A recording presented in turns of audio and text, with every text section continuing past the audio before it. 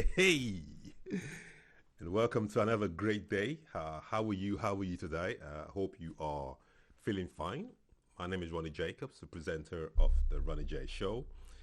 It's very hot in London today, very, very hot. So I might take a break during the show just to have a sip of water and dry myself out. But nah, that's good. Today we've got some great guests today. We've got amazing guests. We're talking about unforgiveness, a very interesting topic. And I think the whole idea of this event, of this show, is to educate you, motivate you to achieve your dreams. We're talking about unforgiveness because unforgiveness could be a baggage, it could be a load, it could be challenging, it can mean different things to different people. But we're going to open up today. We're going to ask a few questions. Who suffers the most? There is a poll in this video, so just tick a box and let us know your opinion. Who suffers the most? Is it the person who is not forgiven, or the person who's done the hurting? When we don't forgive, who suffers the most? We need to get to that as well. It's going to be an interesting show. We've got an amazing guest today. We have Hanane, we have Joseph, we have Tony, and then we have Angela. And we'll all be going in depth to talk about unforgiveness, to find out for me, I always feel that unforgiveness is very painful. It hurts. It hurts to carry unforgiveness. This is my personal opinion. I think it really hurts to be able to, because I figured out something a long time ago, that when we carry all this pain and all this unforgiveness in us, the person who we believed was hurt us, or the person who we believe that has said something that may have hurt us at one time in our lives, that person has gone on to, that person has gone on to enjoy their life and to live their life and to doesn't even remember or spend that much time thinking about the pain that they have caused. They just get on with their life and enjoying their life and going on holiday and rocking and enjoying themselves. But we that carry that burden of unforgiveness, our mind seems to constantly reflect on the pain and live in that pain. And whenever we see their picture or hear their name or see anything about them, the whole process of pain just comes back again. So that means to me that if you're carrying unforgiveness, you're perpetually living in this painful event going through your mind over and over again. However, the person who you hated so much, just carries on living their life. So it's better to show joy. It's better to show peace. It's better to give love than to carry hate. It's better to show peace than to carry all this load. It's like you're carrying somebody else's baggage, you know. That's the thing. But I think in every single person there is that feeling or spirit or chemistry of unforgiveness in us. I think it's just how you balance it and how you channel that and how you're able to make it not dominant of your life, but able to forgive and just move on and manage that in yourself. I think that's what it is. I think it would be very unrealistic to say, oh, I don't have an ounce of unforgiveness in me. That's that. I think every human being has love. If you have love, you must have hate. If you have pain, then you must have joy. It's a positive and negative reaction in our body. It's how we balance that and how we manage that. I feel that is quite important, and that would not make the negative side of our characteristics be dominant of our lives. How do you manage the unforgiveness that you have? Do you let it dominate you and overtake your emotions? That's my opinion. And the beauty of our show is that we got different people with different opinions. And right, let's give our first caller a call, and I hope you enjoy the show. Okay, let's have fun. Let's have fun. Let's have fun. Let's have fun again. It's always a pleasure. Always a pleasure. Always a pleasure. Always a pleasure. Ooh. I know I'm gonna call Joseph. He's gonna start saying, but I have to refer to the Bible on this one. I want to try as much as possible to kind of drag him away from that. Hi, how are you? You live on there? How are you? I'm very well, Ronnie. Good afternoon. How are you? I am buzzing, buzzing, buzzing. I was just saying to myself that I'm going to try as hard as possible today to drag you away from the Bible because I know this one is so rooted in the scriptures. Yes, of course. But we'll try Amazing, our best. We'll try our best. amazing. Please introduce yourself before we carry on, please. My name, as usual, is Joseph Oladele. I'm a pastor. You've let that out already. I'm a theologist. I do IT. I'm an IT consultant as well. Fantastic. So today we're talking about unforgiveness. So what is your... I'll let you talk. We've got 15 minutes, so I'll let you talk for 5 minutes before I interrupt you. And That's good. 15 minutes. That's good. All right. Let's quickly make use of that 15 minutes. Okay. Unforgiveness. Let's start with the word forgiveness. What is forgiveness? Forgiveness is the act of letting an offense caused by an offender slip by, or just let it go, basically. Why unforgiveness is just the opposite. You are holding on to the offense. You will not let it go. Now, there is a saying that to err is human and to forgive is divine. That simply means that we are all prone to mistakes. We are all prone to offend each other. As you and I will know, especially if you're a married person, even though you love your wife, you love your children, once in a while you offend each other, and that will continue until the end of the world, if there is something like that. So unforgiveness is common among people, and the act itself is rooted in our mind. For people that got free mind and a free spirit that believes that they can make mistakes as well, it will be easy for them to forgive. It will be easy for them to forgive because there is a law of karma. Whatever you do, you get in return. If you forgive people for offending you, you can be sure that other people too will forgive you when you offend them.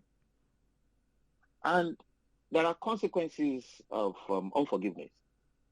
One, you are offended, you are hurt in a particular way. If you don't forgive, you will continue to be hurting. So it becomes double jeopardy for you, for that individual. Now, if you continue to hold to that offense, bitterness will set in. And this is how you know when somebody is bitter about somebody else. When you see the offender and you're like, that's him again.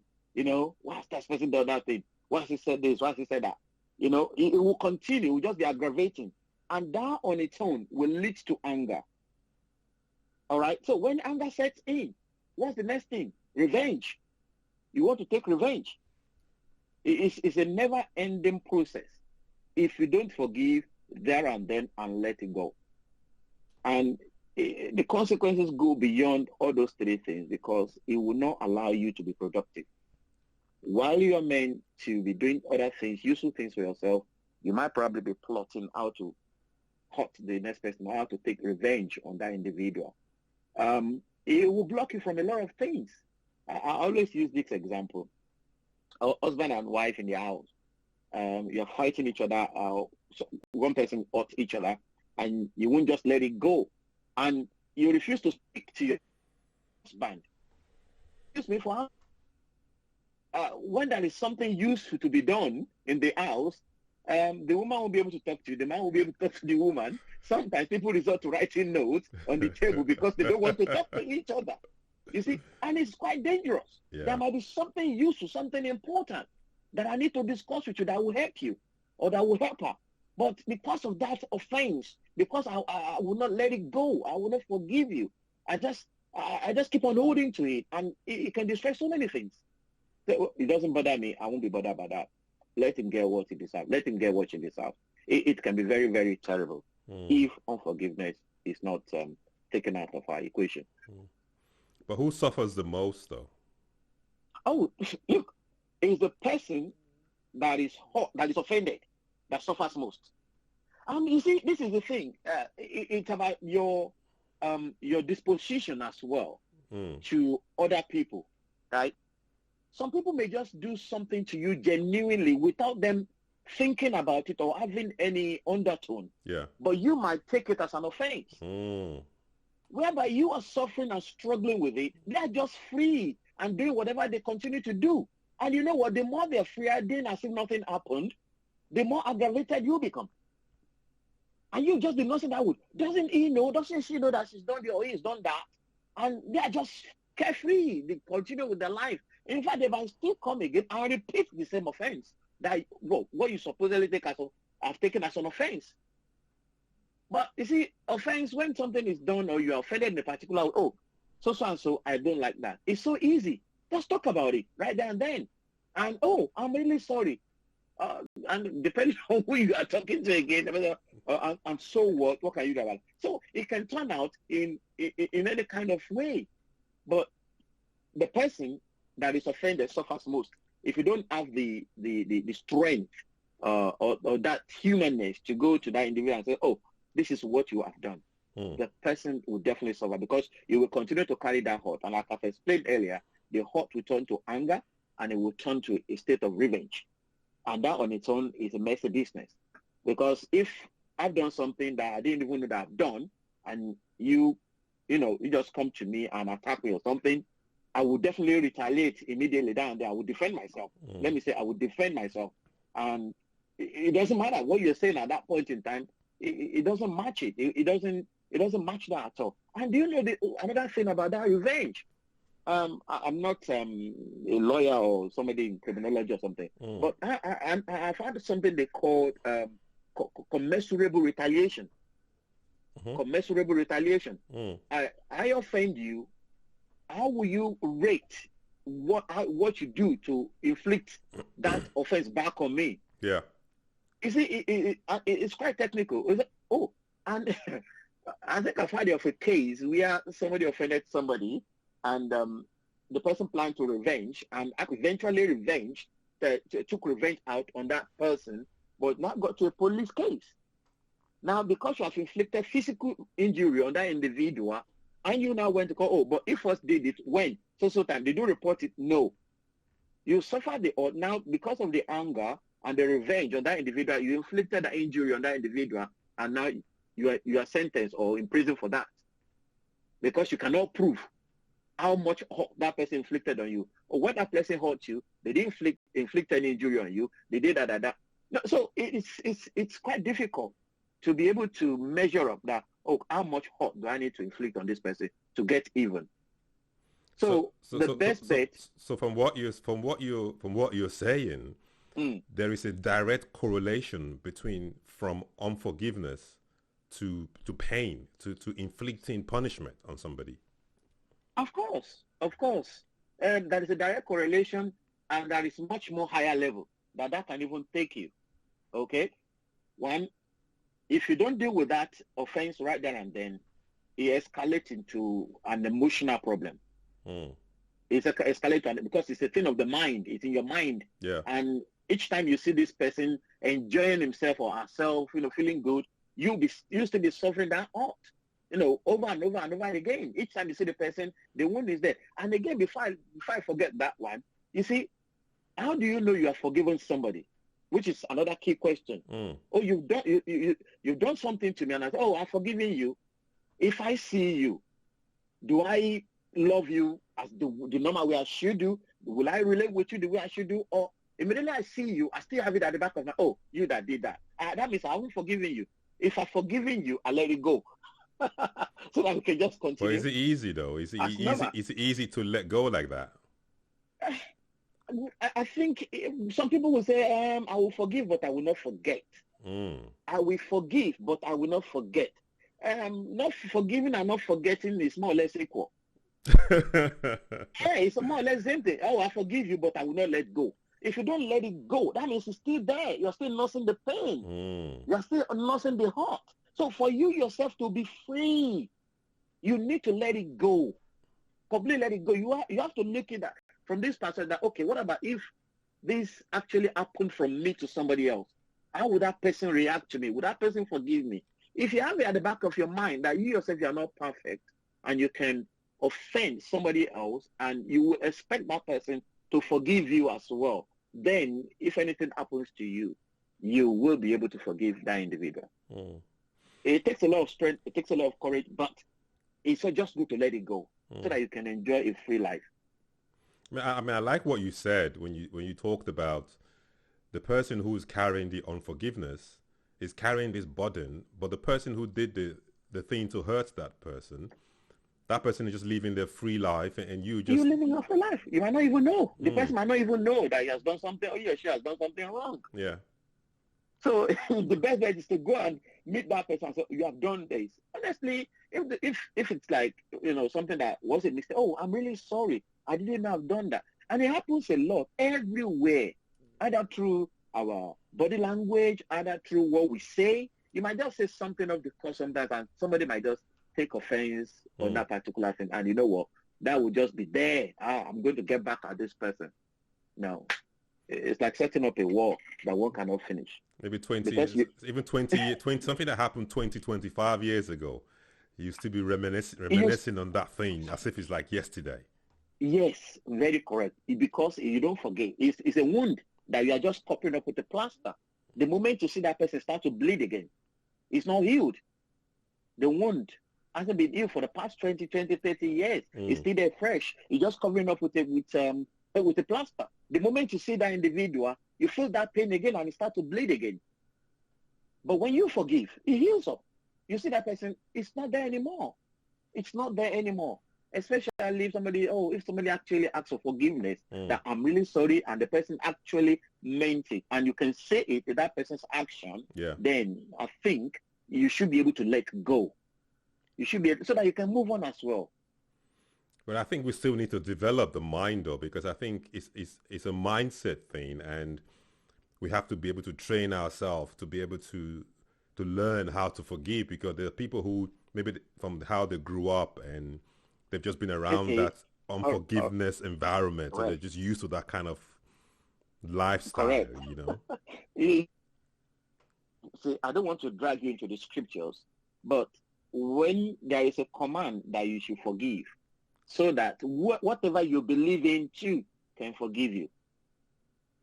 If I believe in God, and He says I should forgive people when they offend me, because God Himself has forgiven me of my sins. I do things on a daily basis. Maybe to me it doesn't look like an offense that might have offended my Maker or my God, whatever God it is that I serve. And for that God to forgive me, I should be able to do that to others. Forgive others. Whatever you expect people to do to you, do it to them. Do it to them. See, 3 words that I use very often is the word please, sorry, and thank you. Those 3 words can open any door, can turn any tables. Please, sorry, thank you. Sorry, whether you're wrong, oh, I'm really sorry. Don't drag it. Don't argue it out. Yeah. Oh, I am sorry. It just died there. You see, what we say will determine the response we get. Yeah. And what we say determines what people will do to us and what we do to them. Amazing. But we are all human and we are prone to mistakes. Fantastic. But when we are offended, we should let go easily. Amazing. Thank you so much, Joseph. Do you want to let my audience know how to get in touch with you in case they want to come worship with you or get in touch with you? Okay. We're working on our website right now. The best way you can get hold of me is through Facebook. Go on Facebook, look for His Dwelling Place Connections. I will be there, and you can message me. You can be sure that I will reply you. Amazing. Thank you so much, and have a very blessed week. And you too. Thank you very much. Amazing. Bye-bye. Thank you. Bye. Bye. Oh, fantastic. That was great. I love the way he said the feeling that you have, that you think that, oh, I'm going to forgive you, but I'm not going to forget. How does that work? I'll forgive you, but I won't forget about it. I mean, that's like, it's like saying, it's like saying, I don't know how, well, that's really, that really goes through a lot of people's mind, where you think that, okay, I've forgiven you, but I'm not going to forget. You're still carrying the same burden, you know? You're still carrying the same pain and burden inside you. Just let go and we start again. We start afresh. All right. Excuse me. Let's call our next fantastic guest, Tony Selimi. There we go. And let's get on with this great show and have a great time. Hope you're enjoying it so far, and please take as much lesson as you can. As I always say, take notes. It might just be one word that would impact you. Ronnie. Hi, Tony. How are you? Extremely well. How are you, Ronnie? I am buzzing. I am well. I am hot, but all is good. Fantastic. It's always great to hear from you. Amazing. Please introduce yourself before we start talking. Hi, my name is Ronnie J. Selimi, and I'm an award-winning author of Path to Wisdom and #Loneliness, cognition expert and business coach specializing in human behavior. I travel the world speaking, training, mentoring, and coaching entrepreneurs, business owners, leaders, and influencers how to go from where they are to where they know they deserve to be. And my clients seek my help to break through mental imprisonments, addictions, phobias, fears, and limiting beliefs so they can truly awaken their inner leader, take back control, give rise to their authentic power, grow their businesses, worth and wealth, and help them create a step-by-step plan to maximize their spirit and human potential. Fantastic. Thank you so much. Always a pleasure to have you on the show. Today we're talking about unforgiveness. So yes. we've got about a good time, so we can, I'll let you talk, and then I would come in and ask you a few questions. So you crack on. Sure. I always start with any issues in life that is just a trait and a quality that every human being has. But, the definition of unforgiveness is somebody who's unwilling or unable to forgive. Now, in only the definition itself, it says unwilling or unable. So the unwilling part is because the person perceives that whatever they need to forgive, that they don't have in themselves. Unable, the person perceives that they don't have the ability to forgive. So, having or making allowance for error or weaknesses, which everybody has. I've had person who I diffused this kind of issues that unforgiveness can create in a human being in a couple of hours, straight away. Why? Because if the person perceives by forgiving their values are supported, they straight away forgive. So, if I went to somebody, let's say somebody says, I will never forgive you something. And I said to them, great, how about if I show you how to make £1 million in your business? Would you forgive me? You know the answer. So we all have the ability to forgive, but everybody has this ability. But if they don't see how that supports their values, they're not going to do it. But the reality is, for me, forgiveness is arrogance. Okay. Why is that? Because there's nothing to forgive, everything to love. Because if we perceive we need to forgive somebody, which means we've given the power away to somebody else to dictate how we feel inside and how we perceive inside, which is untrue to our true nature. Nobody goes inside of you and tells you how your mind works. Your mind works with the information you put in your mind. So, giving your power away, and for instance, let's say everybody makes those mistakes and stuff like that. Yeah. But I take my clients through a very simple process, Ronnie. I said to them, okay, tell me what you want to forgive yourself about. And they'll tell me so and so. And I said, okay, move to another step now. Somewhere, choose any spot and there. I said, okay, now this is the person you are now. I said, and that person is over there. And you keep preaching to me how you are amazing at being present. So I said, to forgive somebody, is it in the present or is it in the past? It's in the past. So it does not align with the inherent energy of us being loving. Love is a higher vibration than forgiveness. So if we focus on the love, there's no need to forgive. But those that are carrying the burden of unforgiveness will say to you, it's not that easy. The hurt has just been so deep. It's hurt me so much. I just can't. I don't think I can ever be. I can never forgive that person. Yes, because basically they haven't really done internal work that requires to build the resilience, the strength, and the self-awareness of them, seeing how the entire life is created by them and not by others.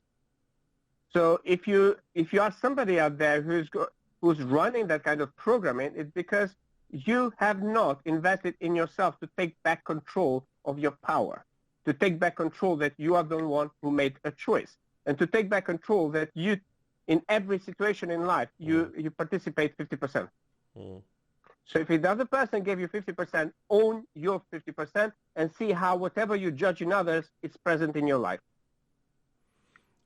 Following up from the first speaker, he talked about the escalation, how unforgiveness can raise to blame and raise to anger and then raise to punishment, because those who unforgive, they feel like they're punishing the other guy by ignoring them or snobbing them or backbiting them and all that. They feel that that's their punishment back to that person and makes them feel good. That's a temporary, I would say, false emotion. I'm talking about this in the Unfakable Gault book that will be coming out in sometimes this summer. So to try to get yourself high by seeing somebody else bad, it's a temporary emotion driven by your self-deceptive persona, which makes you, again, take away totally your power and bring other people for the way you feel, the way you act, the way you behave, and whatever you have in your life or you don't have. So, unforgiveness, when people have those unforgiveness feelings, it will eat them alive. And some people think they're over it. But the reality is, if you have any form of resentment, any form of anger, any form of judgment, that will eat you alive, will impact your mental, your health, your emotions, your business, your finances, your communication skills, and most importantly, your health. It's unforgiveness can really weaken your entire system. And, apart from having bursts of anger, you can be pretty impulsive. And when people are impulsive, they make bad decisions. They regret later on. Then they become desperate to other people, make them understand how they feel. Nobody will make you understand how you feel. They might have an empathy towards that, but you are the one inside of you creating those feelings. They can also become compulsive. Basically, they can't control themselves and feel that the other person is the hurtful person. But, as I said, this is typical self-deceptive persona and the person who's not in control of their being. And basically, the reality is your true self is able to reframe every experience and to find the truth. When we find the truth that we played 50% in whatever we judge other people and how we do that to other people in a different form, then we actually reframe the entire experience and all that's left is love. Why? Because you're not judging outwardly that which you are inwardly. So how can unforgiveness impact relationships? For example, married couples who are, how can again, it fosters those resentments, those angers, and lead consistently to conflict. Not just that, but also will impact their families and their children. So, and then that leads to infidelity, leads to drugs, leads to alcohol, leads to, diabetes, leads to a lot of issues. So, when people in the relationship look to blame one another, I strongly recommend them. They can book a session with me. They can go to a couple's, therapy or whatever. But get somebody to help them see what they see in others. It's present in their life. Explain that, please. So basically, if let's say one of the couples blaming the partner for something, now the outside blame, it's an inward disowned part. Meaning, whatever I'm blaming them, it's inwardly. I'm not seeing how I'm doing that with somebody else or with myself. So it's the actual trait that we judge in others that we haven't seen in ourselves. And like saying, I'm not like that. Well, you are. Stay with me for an hour, you'll find out how you are exactly how the person you judge. Does the environment... You're just not aware of it. That's a whole different issue. Does our environment build that character in us to be unforgiving? Sorry, repeat that, Ronnie? I said, does our environment build or contribute to building the character, the unforgiving character or spirit or energy within us? Well, there's no such thing as an unforgiving character. There's such thing as a temporary unforgiving person. Mm-hmm. You know, because basically those are qualities that will be with you throughout your life. You cannot get rid of your unforgiving part of you, because if you can't get rid of things about you that serve you for life. But most people don't have that awareness required to see it. That's why I'm really emphasizing in every chapter of the Unfakeable Code, and people who read Path to Wisdom or #Loneliness, in each book they will see how they can go inside of them and create an emotional mastery, and understanding that everything about them and everything about other people they judge is inside of them, and everything they admire about other people is also inside of them. So, you know, this is a self-mastery, so you stop hating yourself. Because I've seen people where they say to me, I hate myself, I'm going to commit suicide. Yeah. You know, I have a client who came to me at the Body, Mind, Spirit Festival, literally on the way to commit himself to suicide, he came to my talk. And basically, he just looked at me after I finished the stuff. He said to me, if you don't help me, I'll commit suicide. And I'm looking at him, I said, sure, pay for the session and we'll start working. And this is exactly what we did. Now, 4 years down the line, this client has become a mental health ambassador, sharing my work across all the oil and gas industry. And hitting him with the truth invoked in him the anger. Why? Because he always got what he wanted. And other people told him, like the environment, that, you know, he will live with all those disempowered states forever. Nobody who works with me will live those disempowered states. I'll teach them true mastery where they can use them consciously, so they can actually clear up the path, clear their psychology, master their emotions, so they can go out there, be a great leader, great business owners. So why? So I know I've asked this question before, but I want to go back to it again. Is it harder to forgive somebody than to love them? Is it harder to forgive or than to love? Okay, if the person doesn't have self-love for themselves, they cannot see that in others. So therefore, they will choose like the unforgiveness part. But love is the higher vibration. Okay? The typical example any human being on the planet can resonate by, if you ask a parent, okay, do you love your child? The answer is yes. If you ask the parent, does your child always good person? The answer is no. Is the child always bad person? The answer is no. So therefore, every parent loves you regardless of your good and the bad, regardless whether you're forgiven or unforgiven. Your parent loves you. That's the love energy, which is timeless, and it's healing. So people out there who may foster those resentments, I recommend them to, first of all, go through the path to wisdom, go into the love chapter, and see how to increase their self-love, self-awareness, and awaken those parts of themselves which they judge in others, and embrace them and integrate them into one authentic individual, which what the Unfakeable Code has.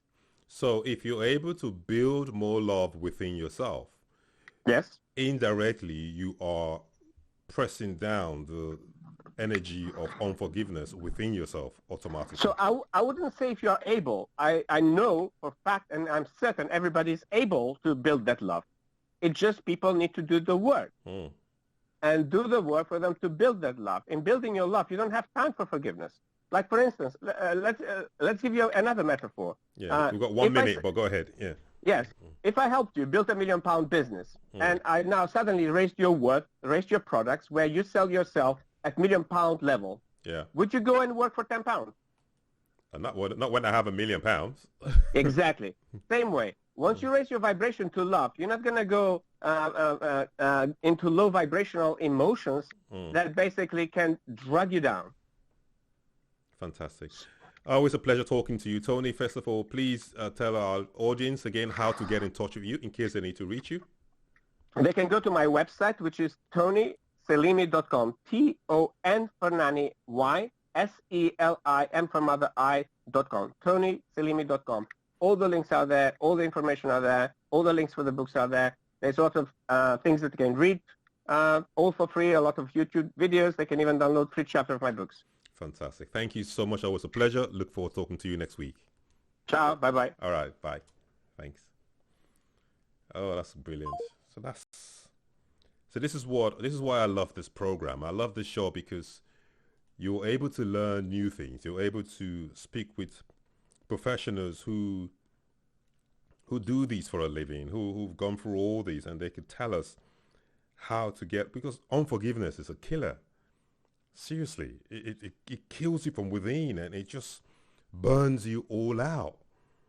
And the energy it takes from you, it's horrible. It's a horrible thing. I don't know how to express it, but it's just a horrible, horrible thing, you know? Hi, Ronnie. Hey, my favorite Hanane, how are you today? I'm good, thank you. God bless you. How are you? I am buzzing and loving this topic, you know? It's just It's a deep topic, Ronnie. It's a deep one, this one. I'll let you introduce yourself and just carry on from there. Yeah, okay. So hi, my name's Hanane, and I work with people from all walks of life in terms of coaching, just enabling them to get to where they want to be, whether it's in work, in in employment, in any purpose that they're trying to achieve in life. Sorry, I'm fasting, so I can't drink any water, and I've been getting home quickly. So as I said, it's a deep topic, Ronnie, unforgiveness, and I mean, again, it's one of them topics that it really depends on where you're coming from, what you're talking about, you know, in terms of if it's business, if it's personal relationships, you know, if it's something that's happened to you in your life. So I just believe that there's different you know, ways to look at it. So I think I'm looking at it now from the angle of personal relationships and friendly relationships on a personal note, because I feel that's where the burden is carried so heavy. Yeah. Well, I think on a personal note, you know, it depends on what the person's been through. Right, I'm going to get really deep with you and your audience now.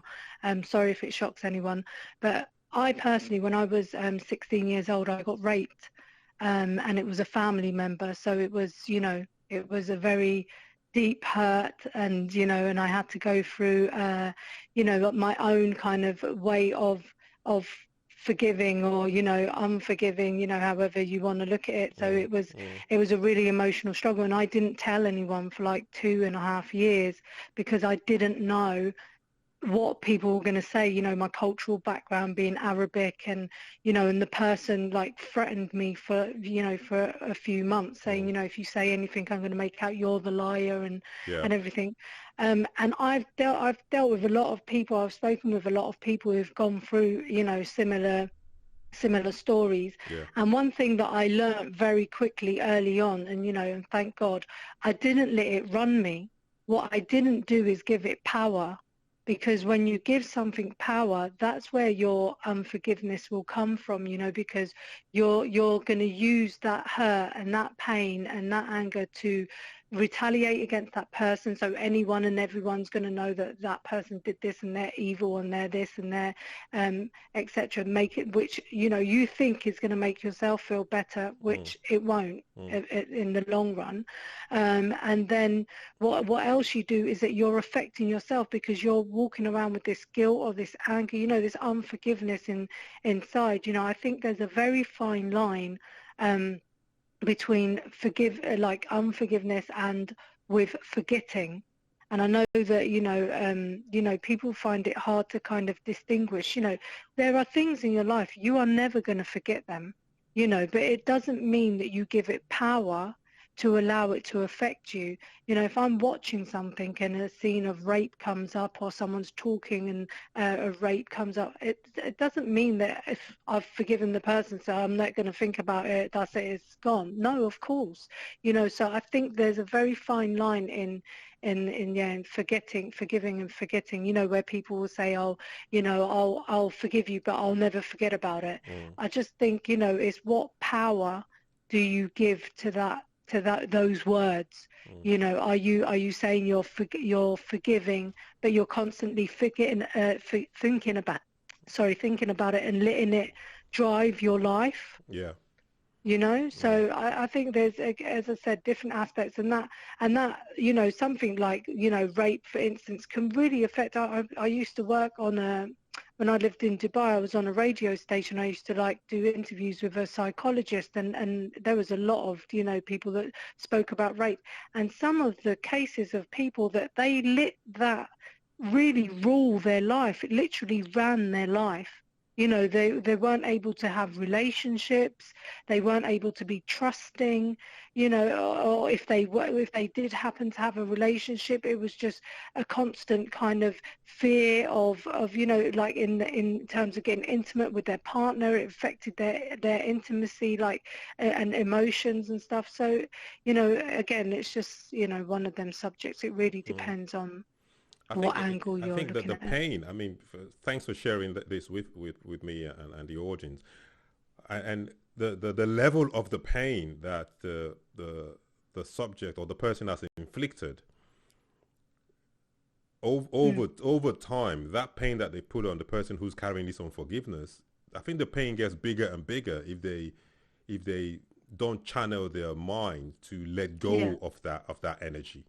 Yeah, exactly. It's giving it power, isn't it? So it's letting it run everything in your life. You know, I remember speaking with one woman, and I remember I was only about 24 and she was like 38, 39. Yeah. And I remember her saying, you know, oh, I was raped when I was 16, and, you know, and it's just affected me my whole life, and I just can't do this and I can't do that. And I remember just looking like and saying to her, like, why do you give it so much power to run your life all these years? You know, and I think another thing that really helps in situations like, for me, as I mentioned, I'm fasting, so, you know, it's Ramadan, I'm Muslim. It's easy when you have faith, you know, as well. So faith, you know, can take you a long way in any aspect of your life, you know, because then you feel like even if you may not have a human person around you to depend on, you've always got God to lean on, you know, no matter what faith you come from and, you know, what religious background, but there's always that higher being, that someone that you know is always there, that will ease the pain, that will make everything all right, and help you get through with anything. So that's why if you look at the, you know, for Alcohol Anonymous, for instance, if you look at their, I think they have a 10-step or a 12-step program. One of them is, you know, finding God. You know, so you in really? all I aspects. didn't know that. It's it's finding a higher being. It's basically making you feel that there's someone always with you, even if you are alone, and even if you feel alone. And that's what I think really helps people on the religious front. You know, when you have religious people who, you know, who are really into their faith, not ones with just lip service, ones who really believe, they will be forgiving. They don't hold grudges. If something's not, you know, they're not jealous. They only advocate righteousness. They don't commit, you know, evil things. They don't hold themselves back by powers that, you know, from others people's words or hurt or pain that they've gone through. You know, you see it sometimes in court cases where, you know, someone's murdered someone's child, and the person will stand in court and say, you know what, I forgive you. You know, because they just let it go. They don't let it have power over them. It's very difficult, but I think it's easier when your faith is strong. Another thing that's very obvious is the person that's inflicted the pain will move on with their life and completely forget about the whole thing. But like you said, you talk about that. So. But like you mentioned, that lady who after 20 years is still carrying that pain. The person who did the offense has moved on, got married, got kids. Probably doesn't even remember it. But the lady is just carrying on that. It's hard to let go, but I think we just have to make a conscious decision. Listen, I have to let go of this baggage and get on with my life. And as I said, it's that fine line between, I think what people get confused about, especially when people have gone through a pain or a trauma, the struggle is, well, I can't just forgive and forget. You know, how am I ever going to forgive how am I ever going to forgive, and how am I ever going to forget? So for me, I always say, yes, there is that very fine line. You can't say I'm going to forget about it, because that's just a lie. you know, in terms of if you're the one who's gone through the trauma and the hurt, you're never going to forget about it. But it's what you do with that emotion when it comes to you, because 9 times out of 10 it will always, you know, rear its head. You know, someone will speak about it, something will happen that reminds you, you know, something will happen. If it's someone that, you know, if it's maybe a friend falling out with a friend over, you know, something, whenever you see that person, things are going to occur that remind you, you know, there's always going to be reminders in our life.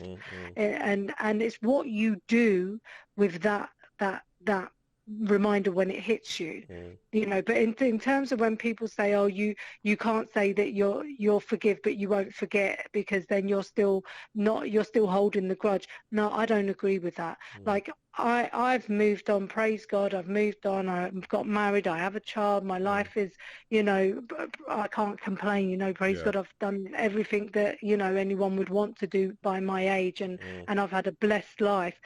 But if someone talks about rape or I see it on TV, I don't forget that happened to me. So I can't say that, oh yeah, I've forgiven and I've forgotten. No, I've forgiven because I want the Lord to forgive me when on the day of judgment. You know what I mean? So I don't know what's considered a gross sin to what's considered just a normal sin. A sin is a sin, and I've not been an angel all my life. So, you know, so I want forgiveness. So yes, I give forgiveness, but forgetting, no, it doesn't mean that I'm holding a grudge on it. Would you say at that time when you were carrying the hurt and unforgiveness that you were prone to punishment, or you were prone to revenge?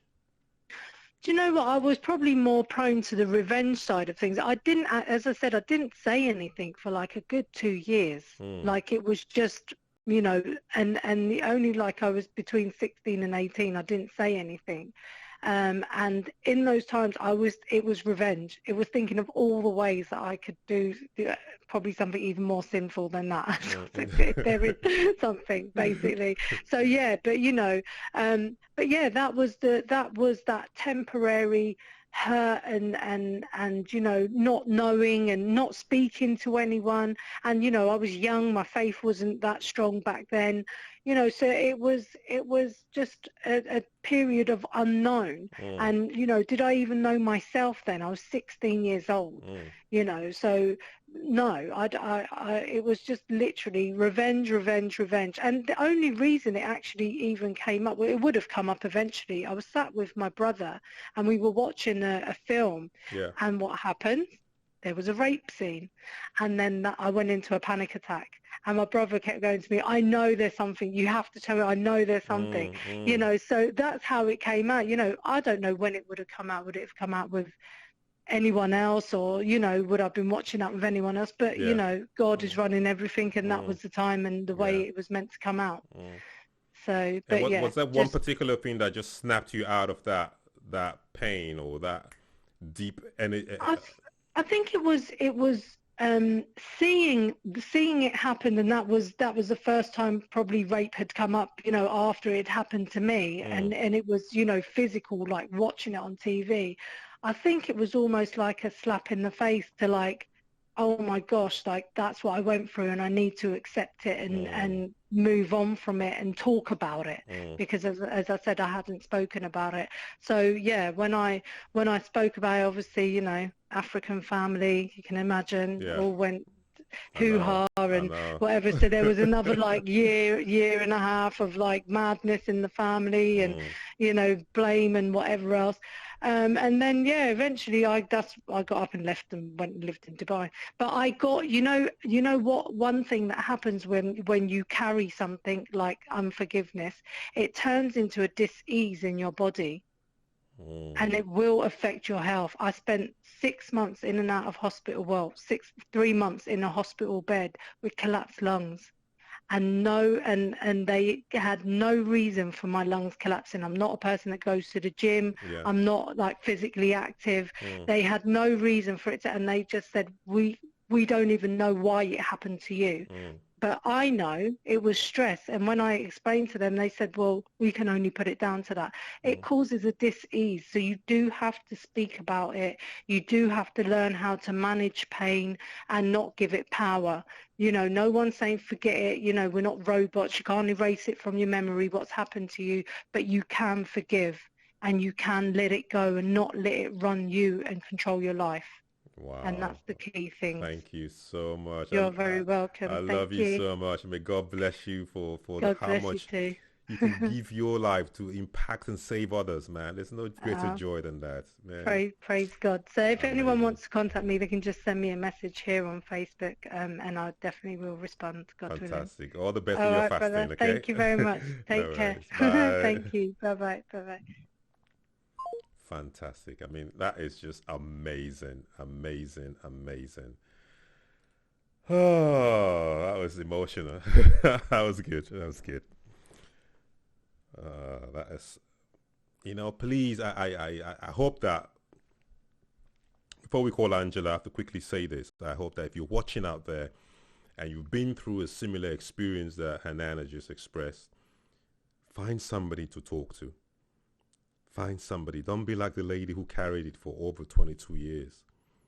Find somebody. I know it's hard, but find somebody to talk to. There are professionals that can help you. You can call Hanane. She's such a fantastic listener.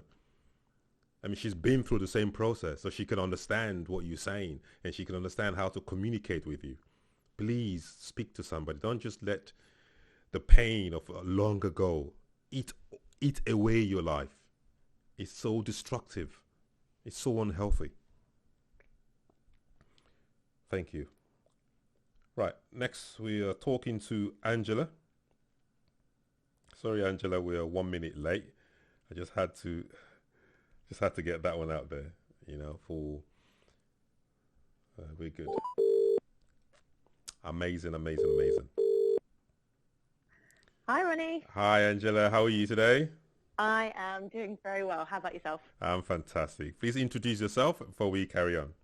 Yes, so my name's Angela Gault. I am a business and personal coach, and my business is called The Power of Words and You. So it's all around really understanding and drilling into your use of daily language, your mindset, and also your habits, and how you can create positive ones and thought patterns to achieve the goals that you want in life. Fantastic. Today we're talking about unforgiveness. Yep. So what's your overview, first of all, on unforgiveness, and then we can discuss further.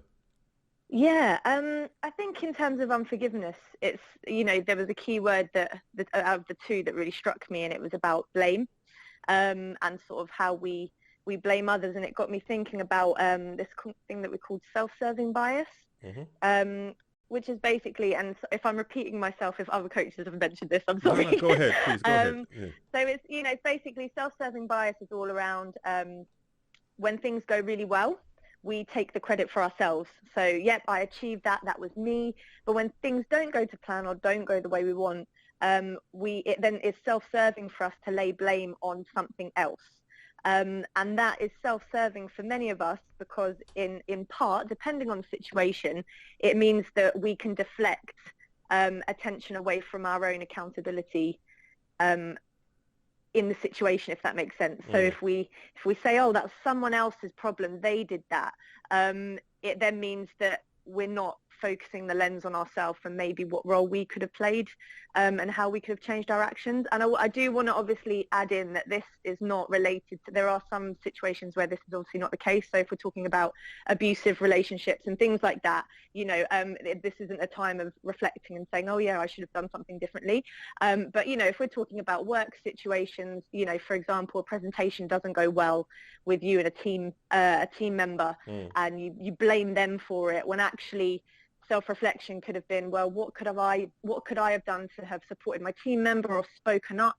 You know, so what by deflecting away, it means we don't necessarily have to look at our own vulnerabilities and pick into those. So I think that was like a really key thing. And once again, it links into what you said, the topic you covered a little while back about fear of failure. You know, if we keep the light shining on someone else, then you know, we don't have to link it with how maybe we fear our own actions and what we could achieve if we looked at ourselves and looked at what we could work on internally. So I like the way you linked it to the office environment, so I want to kind of continue on that line.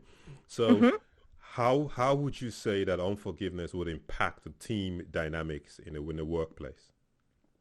Yeah, well, I think it'll just have a ripple effect, because especially there's normally more than two of you in a workplace. If it's between yourself and one other member, then that could then lead to, internal thoughts of what you can and can't achieve. You then sort of start creating a narrative about the other person. Others then might, pick up on that and be like, oh, what's going on between you and your colleague, and then and before you know it, an escalated drama can sometimes unfold through something that didn't have to transpire that way. So I think it's however it plans out, it never ends in positivity, I guess, is the main thing. It just goes down a very slippery slope of blame, and I'll blame you for this, and I won't accept my part, and I'll keep that part hidden, my accountability in it, and that's my thoughts towards that side of things. So who carries in terms of this maybe we're having this presentation and it didn't go well with my colleague, and I feel that that person let me down, and that person thinks that they've done a fantastic job. Yeah. So who's carrying the burden? Exactly. Well, this is the point, isn't it? Because sometimes it can be a misperception. The other person doesn't even know that there is a problem, and I think for many of us, the other issue with blame is that once you take on acknowledgement that you need to do or could do something about, you have to open up to that person. So you have to put yourself into a position of vulnerability potentially to say, hey, this hurt me, like this hurt my feelings, and many of us want to shy away from that. So that can be another factor. I guess one way we can look at any situation when it comes to blame and forgiveness or being unforgiving is that you can't always choose the way a situation is or plays out, but you can always choose how you react to it. So sometimes we think, oh, well, of course I was going to get angry at him, and of course we were going to fall out because X, Y, and Z happened, and it happened, and that it makes it come across that there's only one way to deal with a situation when normally there's multiple avenues. It just depends, by blaming someone, you actually make yourself powerless in the situation, so it's kind of saying, well, no, let me choose how I want to react to this and regain power in the situation and within myself. But how do we do that, though? How do we regain? Because you life coaches keep using that word, how to regain power, how to take control, how to take authority. But how do we do that? I think this is where self-talk, I always say, I think every time we talk, I always say the first step is self-awareness. So I would always say, especially when we blame others, in the moment we're reacting through our emotions normally in our limbic system, so it's giving yourself time to come down from that initial feeling. They always say, never write an email in the moment. If you're angry, wait, reread it. Is it necessary? And I think bringing down your reaction to where your logical part of your brain, your prefrontal cortex, can actually say, hey, is this a justified reaction? Is this logical? What can I have done in this situation? And have some self-reflection. That's always the first step, self-reflection and self-awareness. And then also, I think it revolves around what words of power can you give yourself so that, you might be having to acknowledge an area that you perceive as weak within yourself. So what can you say to yourself to build yourself up, to help kind of your side, your accountability, so you could say, self-assertion in the mirror in the morning, for example, is I am a person who resolves conflict in a calm way. I am somebody who will say what I think even if it makes me uncomfortable. Saying these things out loud means that you start affirming your identity in a way that you may have shied away from before. And so because you shied away from it, it's easier to blame others. Does that make sense? It does. And I've met a few people who find it really hard to look at the mirror and say those things to themselves. Yeah, of course, because that you're facing yourself. You are physically looking at yourself, and we think that's the easiest thing to do because we look at ourselves in the mirrors like every day normally to get ready. But when you're telling yourself something about yourself, either acknowledging something that is something you need to work on, or trying to work on building a more positive identity for yourself, saying those words, it puts you in an uncomfortable state because obviously you're pushing yourself out of your comfort zone. There's a reason why we like to blame people and shy away from our own selves, because it's easier, so standing in the mirror and facing yourself is a difficult thing to do. But the more you do it, the more you practice, the more you get used to it, the more you sit in your uncomfortable, the more it becomes comfortable. Just before we round up, we talked about say there was a question there: do you punish others through snubbing or talking about the situation to other people, forcing them to choose sides? Why do people do that? What do you think? I think it's similar to what we talked about either last week or the week before. It's for some people, it's that sense of belonging. How do you build yourself up in a situation where you might potentially feel like you've been made to be embarrassed or your ego's been hurt? So the way you'll try and regain that is, well, I've got to now look good at to those around me who might be judging me, and I will do it at the expense of this person. So normally our ego is what sits in the middle of that. We're trying to act like I'm fine, no, this doesn't bother me, and normally it's when you take those actions, it shows the opposite. It shows that actually there's an insecurity there. There's a reason why you're trying to deflect the attention onto this other person or this circumstance. So I do think that's definitely one of the key root reasons why people will do that. All right, fantastic. So what's happening with Angela? Anything new? What's happening? So I am currently just working hard on writing a few blog posts. So I've got my latest one's about to go up tomorrow, which is about the Michael Jordan Netflix docuseries that's on, and just the power of watching someone of inspiration. So just say keep your eyes peeled. All my blogs are up on my website, so that's what I'm really focusing on over the next couple of weeks, getting some of those up. Fantastic. Please, what's your website again, in case people need to reach you? So it's www.thepowerofwordsandyou.com. Thank you so much. Look forward to speaking to you next week. Look forward to speaking to you too. Have a great one. Take one. Bye. Bye. Wow. What a lesson. What a amazing educative session I have had. I don't know about you, but I hope that is the same for you too. It's been very educative. One thing that's common across the board is that unforgiveness can eat you out. It can eat you. It can make you sick. It affects the way you think.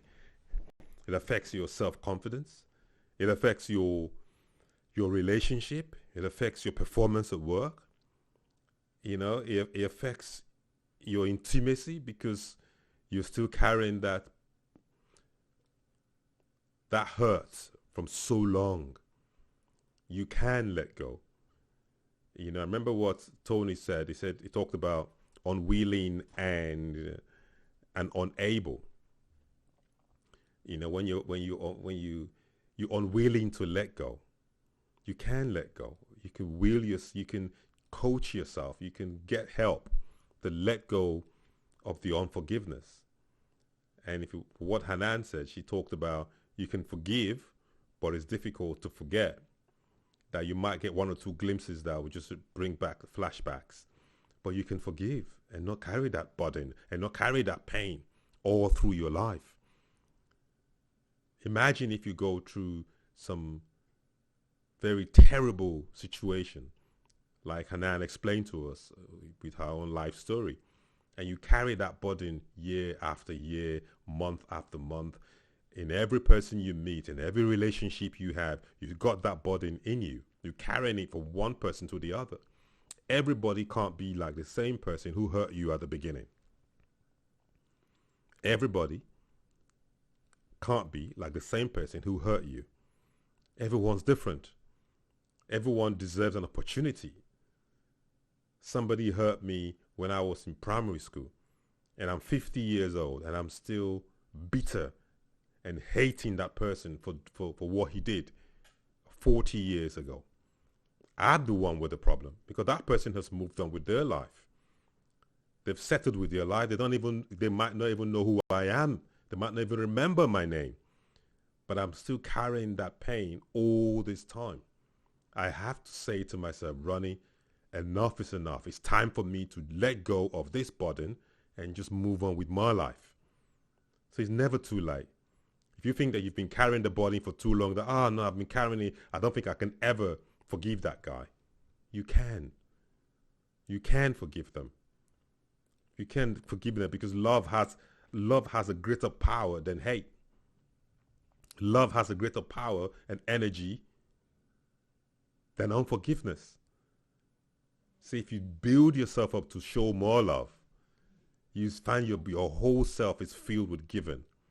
You're just giving love, giving your whole energy to love and giving your time and your sphere to helping people. I keep saying this, and I always say this, for me, there's no greater joy than to give. That is just me. That's my opinion. To love and to give, there's no greater joy than that. I find the greatest pleasure that I get in my life is when I can help somebody to be something in their life. That gives me the greatest joy. That's why I run a charity.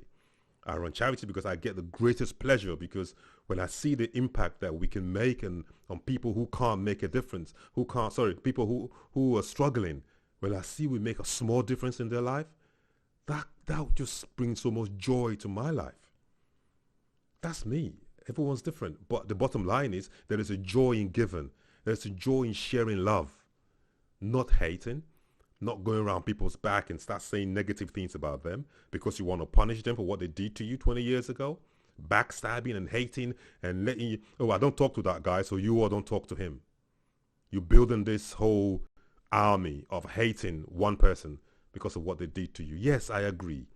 There are people who are evil, who do evil things, who hurt people, who may have hurt you so bad that you think that, listen, I can kill this guy.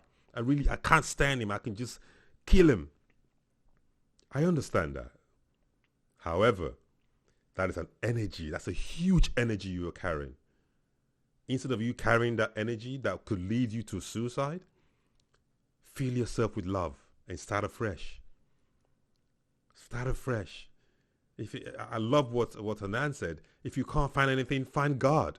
Find a religion. Find a higher being that will give you energy, that you know that is always there with you to keep you when you're in your dark moments in your single room. You got no one to talk to. Find something, a spiritual being to talk to. I wish above all things that you prosper. And please don't let anyone tell you can't achieve your dream. Don't let anyone press you down with unforgiveness and take their load off their shoulders and put it on your shoulder. Don't put value to what they did a long time ago. Let go. Take it off your shoulder. Let go of that load and let them carry the load. Just forgive them and live your life and enjoy your life and fill yourself with love. Life is too short to carry all this garbage with us. Life is too short. I wish you all the best. Once again, my name is Ronnie Jacobs, and I really enjoyed the show. I want to thank our guest for sharing with us the fantastic moments and fantastic experiences and using their professional and personal life to make an impact to you. Please get in touch with any one of them to help you through whatever challenge you're going through. If you feel you're carrying unforgiveness in your spirit, please get in touch. Drop me a message, and I'll be very, very happy to connect you with the numerous people that I know that want to genuinely help you to make a difference in your life. God bless you and have a great day. Thank you.